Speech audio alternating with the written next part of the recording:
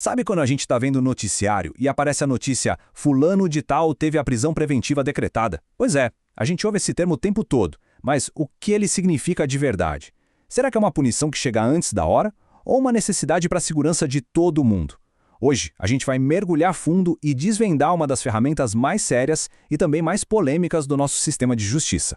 A grande pergunta que fica no ar é essa aqui. Se todo mundo é considerado inocente até que se prove o contrário, como é que alguém pode ir para a cadeia antes mesmo de ter um julgamento final? É exatamente essa corda bamba, essa tensão entre o direito à liberdade e a necessidade de fazer justiça que a gente vai tentar entender agora. Para organizar nosso raciocínio e ninguém se perder, a gente vai seguir esse roteiro aqui. Vamos começar entendendo o que é a prisão preventiva.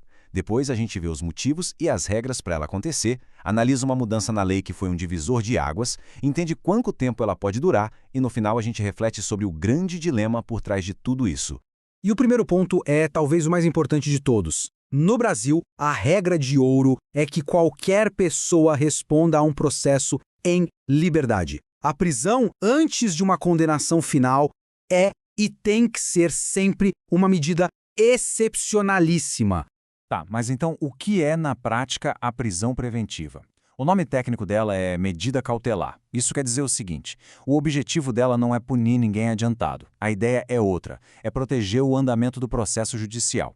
É como se fosse uma garantia de que a investigação vai poder correr sem ninguém atrapalhando, que o réu não vai fugir ou que a ordem pública vai ser mantida. Mas aí fica aquela pulga atrás da orelha, né? Isso não vai contra a presunção de inocência? A pergunta é ótima. E os nossos tribunais superiores, como o STJ, já definiram que não. O entendimento é que, como a prisão preventiva serve para proteger o processo e não é uma pena antecipada, ela pode sim existir junto com a garantia de que ninguém é culpado até o fim. É um equilíbrio jurídico bem delicado. Ok, se a prisão preventiva é uma exceção, o que é que justifica que ela seja aplicada? Não basta a opinião de um juiz de jeito nenhum. A lei exige motivos, fundamentos muito concretos.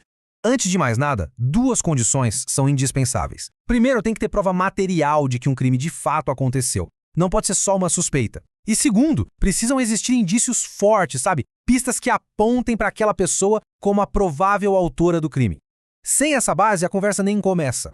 E mesmo com esses dois pré-requisitos na mesa, o juiz ainda precisa justificar a prisão usando pelo menos um desses 4 motivos que estão lá no artigo 312 do Código de Processo Penal. Ou para garantir a ordem pública, ou para proteger a investigação de alguma interferência, tipo destruição de provas, ou para garantir que a pessoa não fuja, ou ainda se a pessoa descumpriu outras medidas mais leves que já tinham sido impostas. E não acaba por aí. Mesmo com os fundamentos todos lá, a prisão preventiva só é permitida em situações bem específicas. A lei coloca ainda mais filtros. Vamos ver quais são. A lei restringe bastante, olha só. Geralmente, ela só entra em jogo em crimes dolosos, aqueles com intenção, e que tenham uma pena máxima maior que 4 anos. Também pode ser usada para quem é reincidente em outro crime doloso. E um ponto muito importante, é um instrumento para proteger vítimas de violência doméstica. E por fim, se ninguém sabe direito quem é a pessoa, a identidade dela é uma dúvida, a prisão pode acontecer até isso ser esclarecido. Agora, a gente chega num ponto que mudou completamente as regras do jogo. O chamado pacote anticrime, que entrou em vigor em 2019. O impacto que essa lei teve na prisão preventiva foi gigantesco, uma verdadeira virada de chave. A mudança crucial está bem aqui, no texto da lei. Antes de 2019, o juiz podia decretar uma prisão preventiva de ofício. O que isso quer dizer? Por iniciativa própria, sem que ninguém pedisse. O pacote anticrime foi lá e tirou essa possibilidade do artigo 311. Parece um detalhe técnico, mas a consequência disso é enorme. O ponto é este: o juiz perdeu o poder de agir sozinho nessa situação. Agora, para uma prisão preventiva acontecer, ela precisa ser pedida, solicitada formalmente pela acusação ou pela autoridade policial. Essa mudança reforça o papel do juiz de ser um árbitro imparcial que avalia um pedido, e não alguém que toma a iniciativa de prender.